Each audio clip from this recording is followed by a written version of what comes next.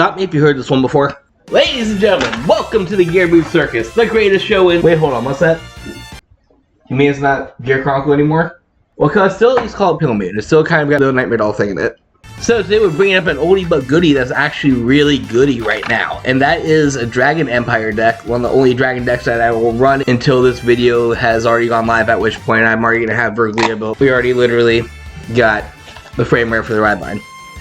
But we've already got a video up on the channel, and I'm probably gonna have a deck profile or a card out for it soon. So catch that. You don't see those. Do the thing. It's too early to shill. But today we are still talking about freaking Direful Dolls. We're just talking about the old school Direful Dolls because we are going after Tamayura.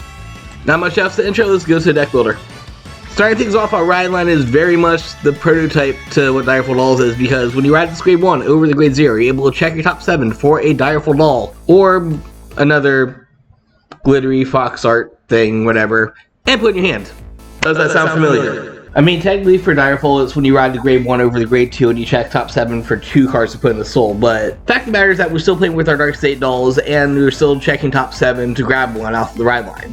But Rayon, you may say, this is a Dragon Empire deck. How are you playing Dark State cards? We'll get to that. Grade 2 Tama is pretty simple. Just when you ride her over the grade 1, you're able to grab a doll from your drops and put it back in hand. This is pretty standard for Dragon Empire in that in some way, shape, or form, at some point in time, you are going to get a free card off your Rideline. In this case, it's Direful Dolls, which you honestly want to drop them half the time. You could combo them back in the soul or on the field pretty easily. Just like another version of Direful Dolls that's already on the channel. Honestly, like, if you haven't seen my guides for Direful Dolls yet, just go up, just watch them.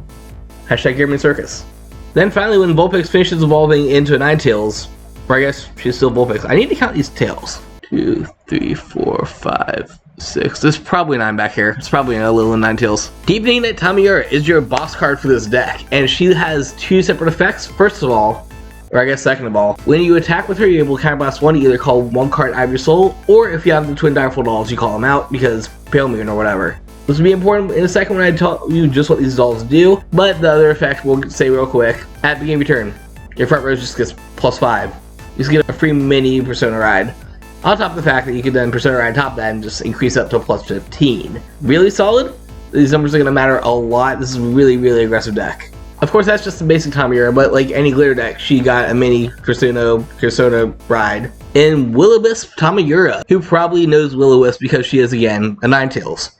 Even though those of you guys that know me know I am full on Team Growlithe here. He's literally my favorite Pokemon of all time. Will-O-Wisp here has 2 different skills. First of all, like all the cross Persona Rides that I've had from our new glitter cards. When you ride her over the other one, you're able to activate a Persona Ride to gain the power and draw card. In addition to that, she's able to search for a non-Regalis piece order card from your deck or drop zone. This is really good for a card that we'll talk about in just a second. And of course, the perfect guard thing is not a Regalis piece, so you can grab that as well. Then her main effects, it's Tamayura again. You do the thing where you just call your girls out of soul. This time you do it for free, which is great because this deck is a little bit counterblast heavy, and the 2 Direful Dolls you call out of soul are going to get +5. So nice little power up there. We'll basically be pushing your attacks to the mid-30s to the early 40s. Alright, we've danced around it long enough. Let's talk about the Direful Dolls.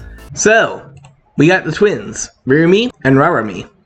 Then the grade 1 counterparts, Rirumi and Rarami. These 4 cards have the glitter ability, which means that you can run them in a Dragon Empire deck, even though they're clearly Dark State cards. When you look at them, they're Direful Dolls. You can run them in the Arnold deck if you want to, but I wouldn't recommend running the Arnold deck for a reason that I pointed out in this, wherever it is. For the grade 2s, they both have a Soul Blast 2 ability that activates when they see each other. For Rirumi here, you're able to put an opponent's rear guard into Soul, giving you a control option. Then her Grenade Tossing Friend is able to let you draw a card instead for the same cost.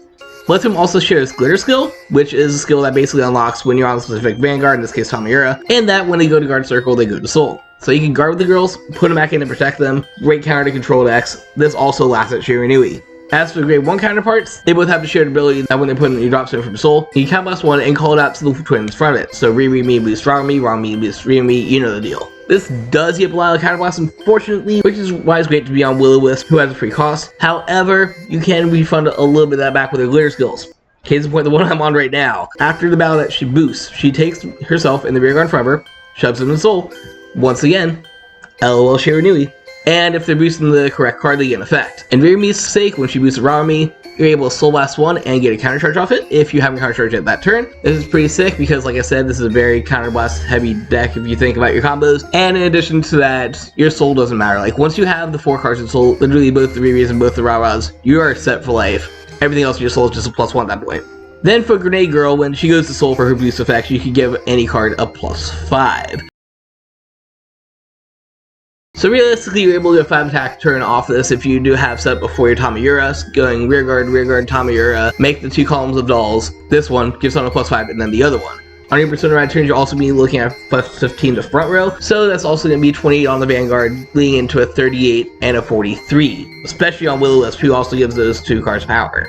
Optimally, you do want to open up a bunch of the twins because of this, because anything they boost puts them back in soul, so you just get free board presence and free soul recovery at 8 points at a time. But if they're boosting the grade 2s, then you do, of course, have a special bonus off that.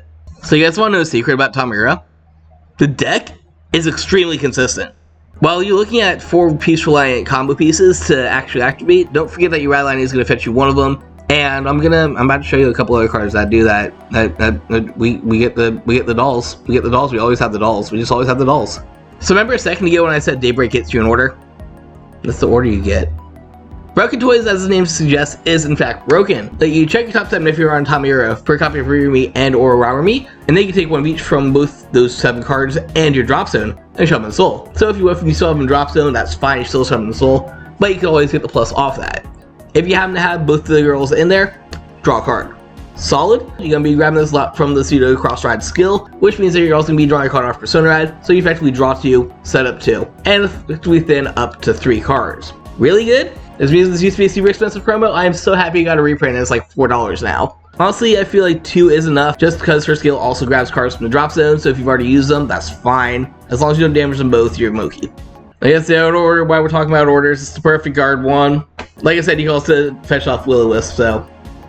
Then, we got 2 non-Direful Dolls stealth cards. First of all, this one, that's stupidly expensive because it goes to Shiranui sometimes. And more importantly, a slightly different stealth deck that actually won Worlds last year. You just check your top 7 for a stealth card or a glitter card, shove in soul, shuffle the deck or whatever.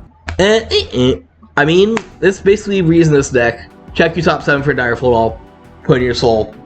Can be done turn 1 if you want to rush them early. Which, by the way, this deck can do very easily, especially if you open the grade 1 dolls. Just commit field super early, have super early aggression, and have 0 punishment for it because you're just going to be building up soul for it instead. Then our stealth friendo is this new promo who says, when it's placed, Energy Blast 3. First use of energy for the deck. Check your top 7 for up to 1 grade 2 or less glitter card among them, and call it a rear guard in the shuffle deck. You could turn 1 this. Especially if you go in second and you just get 3 energy for free, you can just super cheeky pop this, grab a grade 2 for free, and say, LOL, here's a tank here in turn 1. But this consistency again, this grabs you girls. You have 16 targets for this card, and you will hit those 16 targets because hitting 16 cards off of the top 7 deck is not that hard to do. It's just that she also has another skill, and that is your jump ride ability. Just like a lot of these decks that have their pseudo cross rides like this, you wanna get to those good because they're good. This one does it by going to soul. You like soul in this deck. You like it a lot. It's basically a Dark State deck in disguise. It's literally a Pale Moon. Of course, you don't get your Persona Ride off it if you have ran that turn, so you can't go first and just get the plus 15 bonus or whatever, but it's fine. Honestly, I won one of my games at locals off it, so I knew I was going into disadvantageous, that is a word, situation and had to go all out, so I figured I have the 2 counter blasts to do my full combo with the Direful Doll things. Let's just go hog wild. I'm gonna jump right into it, grab the perfect guard skill because I already had set up a call board that's not gonna matter.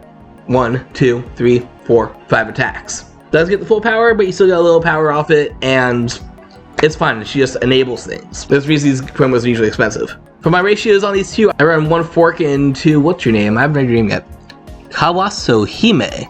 Just because while this card is amazing, we do have one other use for energy that's hovering right above my head right now. And, I mean, that's free.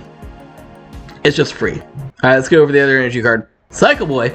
This is one of the cards that I picked up for Verglia that ends up actually being really good here. So, of course, just like the new energy cyclers, we're going to discard him for a ride, or when we place one guard circle here, Counter Blast 1 or Energy Blast 3 in order to draw a card. Obviously, on the discard, this replaces your old grade 2 cyclers. However, it also works on guards, so if you are in a bit of a pinch and you think you can gamble into it, draw into a trigger, draw into a perfect guard or something. Cool story. Then, his other skill, which, once again, I got this Verglia, but actually works here because your drop zone having the doll in the doll. No. You do your same cost. You do your blast or your blast on a Persona Ride, and you're able to grab a grade 1 from your drop zone and call it to a rear guard position. We're gonna do a slideshow real quick. Where do I go? I go right here? Sure, I go to the bottom. So let's play a game called Cool Things That Happen with Grade 1s this deck. The twins. Anything they boost automatically goes to soul. Especially if you have the combo, you have the combo. However, that also works just to set up your field for your multi-attack turns. If you have more energy, more setup. If you somehow don't have pieces, more setup. I haven't mentioned that we run Cat in here yet. We run Cat in here. There's one whole copy of it. Cool story. It doesn't say how it has to be placed. So you effectively can either place it to draw a card or guard with it to be a 20k shield. Also notice right here, I haven't said this yet, we do run a second copy of Tamayura OG. It's because Persona Ride turns are just really good in here, and also because if you happen to hit the OT that's I mean, I'm not spoiling it at all right now. We just run the V-Stand OT. Because these skills are not once per turn. It's literally whenever it attacks. So if you have the CB ready on the girl, or if you happen to have another card, one of these in soul for the girl, you could get up to 8 attacks in this turn. Being rear guard, Tamayura, rear guard, Tamayura, rear guard. Since you're constantly dancing the same cards in and out of soul. Once again, this is literally Nightmare Dolls. This is literally Pale Moon. So having the one copy that you use is really good because you're able to first of all get rid of your 2 Rideline cards that you don't matter, and then if you happen to have this other copy in soul, then you could use it again. Or have her proc for an overtrigger reset turn. So yeah, his Persona Ride ability is just set up steady for this deck. Even bare minimum, if it's your only card in hand or whatever, you just Energy Blast 1, call grade 1 to the other side, move them up. You're on Persona Ride turn, you're already getting plus 15 power off it, so your grade 1's gonna be swinging 23, 25. Then do your reset ability to swing for like 38, 43, whatever those numbers I just said were. Alright, finally we'll just do a nice little lightning round of the triggers down here. Over trigger, we already kind of stated that we're using the reset 1 because you get up 8 attacks. If you don't want to do that, so I'd just say blue, I guess. Red's not going to be matter, you're making multi-attacks either way. But retrieve a card's always good. I'd recommend red. This is definitely one of the ones I'd recommend the OG over trigger in. Or maybe one of the new ones. Make sure you check out that video I just did on the new over triggers. They're pretty cool. Then outside of that lightning round, we got 5 front triggers because this is of course a multi-attacking deck that can hit between 5 to 8 attacks on an over trigger turn. Heals, just running the ones. I like the restand 1 because we have a lot of good restanders in the meta, and a nice little 6 crits. So 6 crits, 5 fronts, nice mix and match, very aggressive deck, and yeah, you've already seen the rest of the stuff. I haven't made deck code yet. Real time this, here we go. Nightmare Dolls. But dragons. Alright my guys, here is a fresh deck code for you. Maybe. 2KXG set GJ. Use it if you want to copy this exact list.